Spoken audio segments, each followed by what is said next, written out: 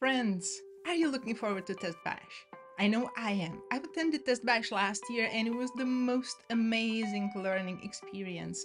So much new information, so many amazing, brilliant people to learn from, to be inspired by, so many workshops, so many talks. But then when I came back home and a week or two has passed, I realized that not much of that has stuck in my brain. And I started wondering, is my brain broken? Am I just stupid to not be able to learn and remember all of this? And this sent me down a deep rabbit hole of learning about how our brains store and retain information. And I'm happy to report that no, my brain is not broken and neither is yours. Everybody can learn to learn better and to retain all the information that you need.